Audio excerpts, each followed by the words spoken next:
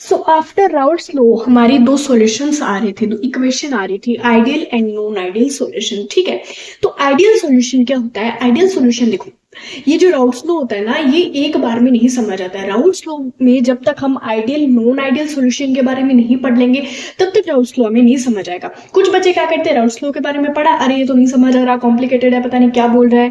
सो जब तक ये दो सॉल्यूशन यानी आइडियल नॉन आइडियल नहीं पढ़ लेंगे तब तक राउल्ट्स लॉ नहीं आने वाला है। सो थोड़ा पेशेंस रख के ये दो सॉल्यूशंस को पढ़ो, उसके बाद ये जो राउल्ट्स लॉ है एकदम इजी लगने लगेगा। ठीक है, सो हमारा आइडियल सॉल्यूशन क्या कहता है, ये मैं in one shot in one notes में बताऊंगी। सो आइडियल सॉल्यूशन वो होता है जो राउल्ट्स लॉ को ओबे करता है, और नॉन आइडियल वो होता है जो राउल्ट्स लॉ को ओबे नहीं करता। राउल्ट्स लॉ को ओबे करता है का क्या मतलब, यानी जो राउल्ट्स लॉ ने अपने लॉ में बात बोली थी ना, राउल्ट्स ने जो अपने लॉ में बात बोली थी वही बात क्या बोलता है, आइडियल सॉल्यूशन बोलता है। नॉन आइडियल ओबे क्यों नहीं करता? ओबे नहीं करने का रीजन ये है क्योंकि देखो, जो कोई भी लॉ होता है, जो कोई नियम बनाते हैं हम, तो कोई जरूरी नहीं कि सब उसको ओबे करे, सब उसको ओबे नहीं करते क्योंकि सबकी अपनी अलग सोच समझ होती है। तो जो नॉन आइडियल थे, non ideal non ideal solution क्या कह रहा था कि राउल्ट्स लॉ को ओबे नहीं कर रहा था, यानी जो राउल्ट्स लॉ बोल रहा था बिल्कुल उसका उल्टा क्या बोल रहा था, नॉन आइडियल सॉल्यूशन बोल रहा था। ऐसा क्यों हो रहा था? देखो, अगर रियल लाइफ में तो हम देखें ना, तो जो राउल्ट्स लॉ ने अपना नियम दिया था ना, राउल्ट ने अपना लॉ दिया था, वैसा जनरल लाइफ में, रियल लाइफ में होता ही नहीं है। वैसा सॉल्यूशन एग्जिस्ट ही नहीं करता। क्या? जब एग्जिस्ट ही नहीं करता, जब राउल्ट्स का लॉ इट मींस रॉन्ग था, यस रॉन्ग था, जब सही नहीं था, तो हमें पढ़ने को क्यों दिया? पढ़ने को इसलिए दिया क्योंकि राउल्ट्स तो रॉन्ग था, इसलिए दो सॉल्यूशन है, एक आइडियल दूसरा नॉन आइडियल। अब उसकी कमियां क्या थी वो तो समझाएगा नॉन आइडियल, की कमियां क्या क्या थी और उसने एग्जैक्टली बोला क्या, क्योंकि स्टेटमेंट्स और फॉर्मूले से सिर्फ नहीं समझ आ सकता। एग्जैक्टली क्या बोला वो बताएगा आइडियल, और जिनकी कमियां थी, क्यों कमियां थी, और सही जनरल लाइफ में, रियल लाइफ में जो सॉल्यूशन बनता है, सॉल्यूशन तो बनता ही है, जो सॉल्यूशन बनता है वो कैसे बनता है वो बताएगा नॉन आइडियल। सो अब हम स्टार्ट करते हैं हमारा नॉन आइडियल सॉल्यूशन। जो तो देखिए, नॉन आइडियल सॉल्यूशन क्या कहता है, नॉन आइडियल ओबे करता है राउल्ट्स लॉ को। अब मैंने यहाँ पे लिखा डेल एच, ये है हीट ऑफ एंथैल्पी। ठीक है, ये होती है 0। देखो सुनते जाना, अपने आप समझ आएगा। डेल वी यानी वॉल्यूम चेंज, डेल वी यानी वॉल्यूम चेंज, वो भी होता है 0। एक होता है intermolecular force of attraction between the molecules के बीच में लगता है। ठीक है, एक होता है इंट्रामोलिक्यूलर फोर्स ऑफ अट्रैक्शन। ठीक है, ये क्या होता है, ये होता है एक दूसरे के इक्वल। देखो इंटर में क्या होता है, इंटर वो होता है जब ए कंपोनेंट और बी कंपोनेंट, दो डिफरेंट टाइप ऑफ सॉल्यूशन के कंपोनेंट आपस में मिक्स होंगे। इंट्रा क्या होगा, इंट्रा वो होगा जब सेम टाइप ऑफ कंपोनेंट आपस में मिक्स होंगे। इसका क्या मतलब हुआ, ये जो चैप्टर है ना, मैंने क्या बोला, ये एक ऐसा लो है जिसमें थोड़ा पेशेंस रखना जरूरी है। तो देखो इसमें क्या होगा, मैंने क्या लिया, ये मैंने सॉल्वेंट लिया, सॉल्वेंट यानी मैंने सिर्फ पानी लिया इसमें। अब जब मैं पानी ले रही हूँ तो इसमें जो मॉलिक्यूल्स होंगे वो सिर्फ H2O के होंगे ना, सिर्फ पानी के ही तो होंगे, या कोई दूसरे भी होंगे? नहीं होंगे, सिर्फ पानी के होंगे। तो मैं सॉल्वेंट को ए मान रही हूँ, तो अपन ऐसा कह सकते हैं कि इसमें जो कंपोनेंट्स होंगे सिर्फ ए और ए के होंगे। ठीक है, अब सेम टाइप ऑफ कंपोनेंट के बीच में फोर्स लग रहा है, फोर्स तो लग रहा है इंटरमोलिक्यूलर फोर्स ऑफ अट्रैक्शन। होता क्या, लगता है क्यों है, ये आयंस के बीच में लगता है, ये आयंस एक दूसरे को होल्ड करके रखते हैं। ठीक है, वो बात के बाद फिलहाल हम टॉपिक पे कंसंट्रेट करते हैं। ठीक है, तो ये क्या करता है, आयंस पे लगता है। तो जब सेम टाइप ऑफ मॉलिक्यूल्स पे, सेम टाइप ऑफ कंपोनेंट पे लगेगा तब उसको हम क्या बोलेंगे, इंटरमोलिक्यूलर बोलेंगे। और जब मान लो ये मैंने क्या लिया था, सोल्यूट लिया था। अब सोल्यूट में भी क्या है, बी वी के बीच में फोर्स ऑफ अट्रैक्शन लगेगा, तब भी कौन सा लगेगा, इंट्रा। अब मैं क्या बना रही हूँ, इंटर सॉल्यूशन बना रही हूँ, मैंने ए डाल दिया और सॉल्यूशन में बी भी डाल दिया। अब ए और बी इन दोनों के बीच में, यानी ए क्या, पानी। ठीक है, ए मैंने सॉल्वेंट में पानी लिया और सोल्यूट में जैसे मान लो मैंने कुछ भी कंपाउंड ले लिया, तो मैं एक सॉल्यूशन में एक बार पानी डाल रही हूँ, एक बार बी सोल्यूट डाल रही हूँ। तो अब यहाँ पे ए और be different type of components के बीच में फोर्स एग्जिस्ट करेगा। देखो फोर्स तो एग्जिस्ट करेगा, डिफरेंट टाइप ऑफ में करेगा, तब हम उसको क्या बोल देंगे, इंटरमोलिक्यूलर फोर्स ऑफ अट्रैक्शन। यहाँ तक समझ आया? तो राउल्ट्स लॉ के अकॉर्डिंग है ना, ये इक्वल था। इसका मतलब क्या है, कैसे इक्वल था? देखो मेरी बात सुनो, इक्वल क्यों था और इक्वल क्यों नहीं होना चाहिए। राउल्ट्स लॉ का मतलब क्या था, राउल्ट्स लॉ का था कि जो पार्शियल वेपर प्रेशर होता है, यानी पूरे सॉल्यूशन का वेपर प्रेशर होता है, वो इक्वल होता है किसके, प्रोडक्ट के, pure vapour pressure of component A product यानी मल्टीप्लाई किसके, mole fraction of component A. X ही क्या है, मोल फ्रैक्शन है, किसका, कंपोनेंट ए का। कंपोनेंट ए में हमने क्या लिया था, सोलवेंट। सोलवेंट में क्या लिया था, पानी। पी नोट ए क्या है, पी नोट है जैसे पानी है, अगर मैं पानी को कंटिन्यूअसली गर्म कर रही हूँ तो उस पर कोई ना कोई प्रेशर लगेगा, तो उसको हम क्या बोलेंगे, प्योर वेपर प्रेशर। और पी ए क्या हो गया, जब मैंने उसको पूरे सॉल्यूशन में डाल दिया, मतलब मैंने सॉल्यूशन में ए भी डाल दिया, बी सोल्यूट भी डाल दिया, तब ये एग्जिस्ट कर रहा है। अब मैं तुम्हें समझाती हूँ कि intermolecular intramolecular force of attraction ideal में इक्वल कैसे होते हैं। आइडियल में मतलब जो राउल्स लॉ ने इक्वल कैसे बताए थे और इक्वल होते क्यों नहीं है उसका भी बताएंगे।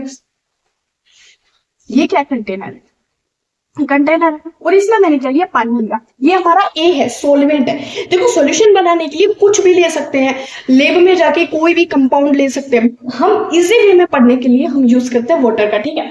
अब मैं इसको क्या दे रही हूँ, हीट दे रही हूँ। हीट दूंगी तो क्या होगा, पानी उबलना स्टार्ट हो जाएगा, पानी उबलेगा तो क्या होगा, वेपर बनेगी, वाष्प बनेगी, फिर वेपर बनना स्टार्ट हो जाएगी, ठीक है। अब एक बात बताओ, जब पानी की जो वेपर बनेगी, यानी ए और ए क्या है, H2 और H2 के मॉलिक्यूल्स, इनके बीच की बॉन्ड क्या होगी, ब्रेक होगी। इनके बीच की बॉन्ड ब्रेक होगी तभी तो पानी उबलना स्टार्ट होगा, ठीक है। आप मान लो एक गिलास आपने पानी लिया है, ठंडा पानी, अभी तक आपने उसको हीट नहीं दिया, बॉईल करना स्टार्ट नहीं किया, अगर वो ठंडा पानी है, हीट देना स्टार्ट नहीं किया है, तो उसके बीच का बॉन्ड ये,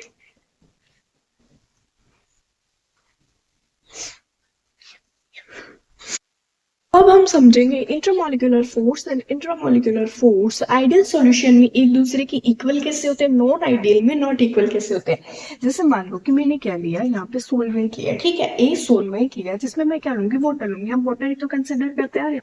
अब मैंने इसमें क्या लिया, वाटर लिया।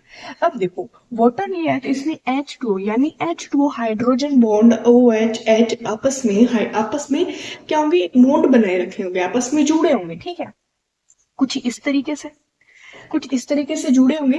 लेकिन अगर मैं इसको हीट देना स्टार्ट कर दूंगी, तो इनके बीच की जो बॉन्ड है वो क्या हो जाएगी, टूट जाएगी, उनकी के बीच की बॉन्ड में ब्रेकेज आ जाएगी।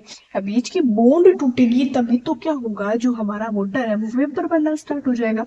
जब बीच की बॉन्ड टूटेगी ना, जब पुराने बॉन्ड टूटते, नए बॉन्ड फॉर्म होते, तभी तो रिएक्टेंट से प्रोडक्ट बनता है। तो जब हाइड्रोजन और ऑक्सीजन के बीच के बॉन्ड की ब्रेकेज टूटेगी, तभी क्या होगा कि वेपर क्रिएट करना स्टार्ट करेगा, ठीक है। अब ये वेपर क्रिएट करना स्टार्ट करेगा। अब यहाँ पे क्या, पानी अकेला है, यहाँ पे क्या है, पानी अकेला है, तो बहुत सारी वेपर्स बना पाएगा। अगर मैं बात करूं सोलवेंट की, ये मैंने क्या लिया, सोल्यूट। अब मैं क्या करूंगी, इसको हीट देना स्टार्ट करूंगी, सेम प्रोसेस इसमें होगा। पुराने बॉन्ड टूटेंगे, यानी जो सोल्यूट लिया है हमने, बी लिया है, इसके जो बीच के बॉन्ड है, जब मैं इसको एनर्जी दूंगी तो इसके बीच के बॉन्ड क्या हो जाएंगे, टूट जाएंगे। बीच के बॉन्ड टूटेंगे तभी ये वेपर क्रिएट करना स्टार्ट करेगा, अब मैं अगर ए और बी दोनों को मिला के एक सोल्यूशन में डाल दूं, मैंने बड़ा कंटेनर लिया, मैंने पहले क्या डाला, ए डाला, उसके बाद मैंने बी डाला, उसके बाद मैंने क्या किया, बी डाला। अब मैं इनको हीट दे रही हूँ, अब अगर मैं वेपर दूंगी, हीट दूंगी, तो अब वेपर क्रिएट कितना होगा, अब वेपर प्रेशर कम क्रिएट होगा। क्यों, क्योंकि यहाँ पे ए अकेला था, यहाँ पे सिर्फ पानी था, यहाँ पे अच्छे से वेपर बना रहा था, 100 डिग्री सेल्सियस पे बॉईल होके वो क्या कर रहा था, अच्छे से वेपर बना रहा था। यहाँ पे कोई रुकावट नहीं थी, कोई भी हिंड्रेंस नहीं थी इधर, यहाँ पे भी अपना वेपर बना रहा था, चाहे वोलेटाइल हो चाहे नॉन वोलेटाइल हो। अगर नॉन वोलेटाइल हो गया तो वेपर नहीं बना पाएगा, ठीक है। अगर मैं इसको सॉल्यूशन में ले लूं, अगर मैंने इसको सॉल्यूशन में लिया, तब ये जो सरफेस है, इस सरफेस पे ए के मॉलिक्यूल्स भी होंगे, सरफेस पे ए कंपोनेंट्स के भी मॉलिक्यूल्स होंगे, सरफेस पे बी कंपोनेंट्स के भी मॉलिक्यूल्स होंगे। अब वेपर क्रिएट करने में क्या आएगी, प्रॉब्लम आएगी। अब वेपर क्रिएट करने में हिंड्रेंस क्रिएट हो जाएगी, ठीक है। अब ये प्रॉब्लम क्रिएट आएगी, तो अकॉर्डिंग टू राउल्स ने क्या बोला था, जो इंटरमोलिकुलर, अब इंटरमोलिकुलर क्या हो जाएगा, जब ए और बी, जैसे सॉल्यूशन में, अब सॉल्यूशन में यहाँ ए और बी के अलग अलग कंपोनेंट्स के मॉलिक्यूल्स है, यहाँ पे सिर्फ ए और ए के कंपोनेंट्स, ए और ए के मॉलिक्यूल्स है, यहाँ पे बी और बी के। तो इंटर कब होगा, जब ए और बी होगा। इंटर कब होगा, जब ए और बी यानी अलग अलग कंपोनेंट के मॉलिक्यूल्स आपस में मिक्स हो जाएंगे। तो अकॉर्डिंग टू राउल्स लॉ, जितना फोर्स, जितनी वेपर हमें ए के बीच की बॉन्ड को ब्रेकेज करने में देनी पड़ रही थी, उतनी ही एनर्जी हमें बी की यानी सोल्यूट के बॉन्ड की ब्रेकेज करने में देनी पड़ रही है, और उतना ही उतनी एनर्जी यानी उतनी हीट, एनर्जी क्या है, हीट है, हीट एनर्जी हमें पूरे सॉल्यूशन में इसके बॉन्ड को ब्रेकेज करने में देनी पड़ रही होगी। राउल्ट्स लॉ ने क्या कहा था, राउल्ट्स लॉ ने कहा था कि जो ये इंटरमोलिकुलर फोर्स ऑफ अट्रैक्शन यहाँ पे लग रहा है ए और ए के कंपोनेंट्स के बीच में, जितनी एनर्जी मेरे को ए और ए की देने में पड़ रही है, ठीक है, जैसे मान लो सिर्फ पानी है, हम पानी को क्या कर रहे हैं, हीट कर रहे हैं, पानी को हीट करेंगे तभी तो पानी के बीच के जो हाइड्रोजन और ऑक्सीजन के बीच के बॉन्ड होंगे वो टूटेंगे, तभी तो वो वेपर बनाएगा। तो मेरे को कितनी एनर्जी देनी पड़ रही है पानी को, सिर्फ अकेले पानी को तोड़ने में कितनी एनर्जी देनी पड़ रही है, मेरे को सिर्फ अकेले 20 सोल्यूट को तोड़ने में उतनी ही एनर्जी मेरे को किसमें देनी पड़ेगी, हमारे सॉल्यूशन में, ए और बी सॉल्यूशन में। राउल्ट्स लॉ के अकॉर्डिंग ये था कि ये ए सॉल्यूशन में गया, ये बी सॉल्यूशन में गया है, तो गए तो सेम ही कंपोनेंट है, तो इतनी सेम एनर्जी देनी पड़ेगी, सेम एनर्जी देनी पड़ेगी। तब राउल्ट्स लॉ ने कहा था कि यहाँ पे intermolecular force and intramolecular force of attraction क्या होते हैं, दूसरे इक्वल होता है। और वॉल्यूम, डायल में क्या वॉल्यूम, वॉल्यूम उन्होंने जीरो क्यों बताया, क्योंकि जब एनर्जी सेम देनी पड़ रही है, ये ए मैंने इसमें डाला, ये बी मैंने इसमें डाला, मेरे को क्या मिल गया, सॉल्यूशन मिल गया। तो जब सेम सेम ए कंपोनेंट इसमें, बी कंपोनेंट इसमें, जब कोई एनर्जी चेंज नहीं आ रहा है तो वॉल्यूम चेंज क्या आएगा, जीरो आएगा। और एनर्जी चेंज यानी del enthalpy, heat enthalpy change कितना आएगा, जीरो। अभी मैंने जीरो क्यों लिखा, अब समझ आया। सो ये कुछ 3-4 पॉइंट थे राउल्ट्स लॉ के। बट अगर हम रियल लाइफ में देखें, रियल लाइफ में देखें, ऐसा कोई सोल्यूशन बनता ही क्यों नहीं बनता, ऐसा क्यों नहीं बनता कि intermolecular force and intramolecular force of attraction एक दूसरे के अनइक्वल होते हैं, नॉट इक्वल होते हैं। हाँ जी, बिल्कुल नॉट इक्वल होते हैं। क्यों होते हैं, जैसे मानो अगर मैं बात करूं,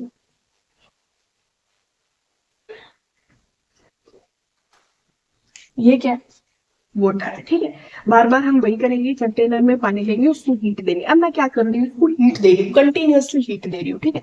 अब मैं हीट दूंगी तो ये क्या करेगा, वेपर बनाना स्टार्ट कर देगा। कितने डिग्री टेम्परेचर पे, 100 डिग्री सेल्सियस पे, ठीक है, वेपर बनाना स्टार्ट कर देगा।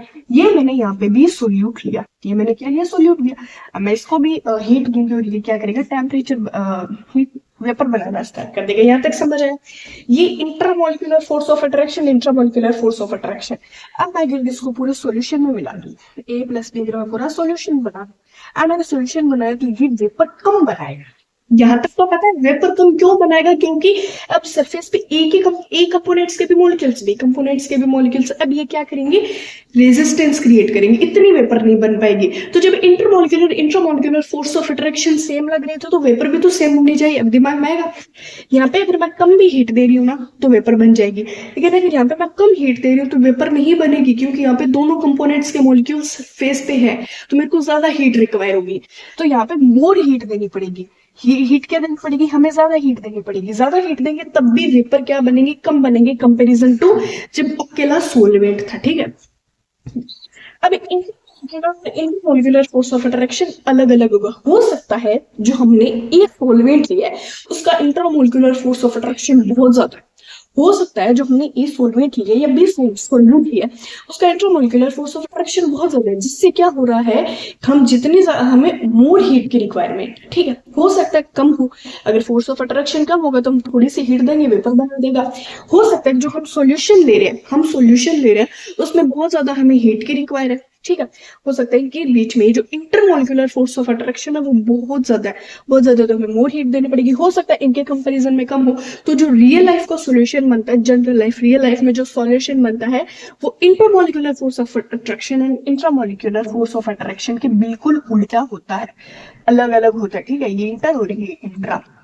यहाँ पे हमें पानी में 100 डिग्री पे ये बॉयल हो रहा था, वेपर बना रहा था, और यहाँ पे वेपर कम बन रही है, ए और बी के कंपोनेंट सरफेस पे आ रहे हैं, यहाँ पे वेपर कम बन रही है, तो हमें मोर एनर्जी की रिक्वायरमेंट होगी, ठीक है, ये था। अब यहाँ पे del V and del H not equal क्यों लिखा, क्योंकि यहाँ पे डेल एच यानी enthalpy, heat enthalpy change not equal zero, of course zero है, क्योंकि यहाँ पे हमें हीट एंथैल्पी ज्यादा देनी पड़ रही थी, इधर हमें हीट ज्यादा देनी पड़ रही थी, इधर del V not equal zero क्यों, यहाँ पे intermolecular force of attraction intramolecular force of attraction not equal, तो यहाँ पे डेल यानी वॉल्यूम में भी चेंज आएगा, वॉल्यूम में भी क्या आएगा, चेंज आएगा। वॉल्यूम में चेंज क्यों आएगा, यहाँ पे वेपर ज्यादा बन रही है, यहाँ पे वेपर कम बन रही है, तो इसलिए डेल वी वेपर में भी वॉल्यूम में भी चेंज आएगा। सो ये था हमारा ideal and non ideal solution. Ideal जो ओबे कर रहा था राउल्ट्स लॉ को, non ideal does not obey Raoult's law. So Raoult's law के अकॉर्डिंग ये था कि इंट्रामोलिकुलर फोर्स ऑफ अट्रैक्शन से मैं वॉल्यूम में कोई चेंज नहीं होता, heat enthalpy is equal 0, but real life solution ऐसा बनता है। नेक्स्ट में हम डिस्कस करेंगे कॉलिगेटिव प्रॉपर्टीज एंड उसके कुछ सब पार्ट्स।